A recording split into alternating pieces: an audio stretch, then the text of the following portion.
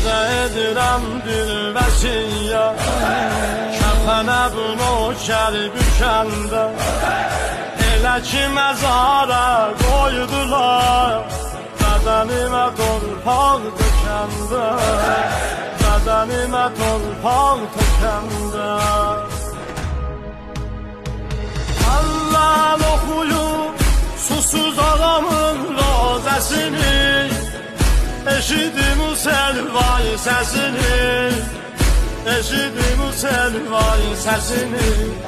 Bir az kəfənə qoyun ağamın qürbətini, yadınıza salın qürbətini, yadınıza salın qürbətini, yadınıza salın qürbətini.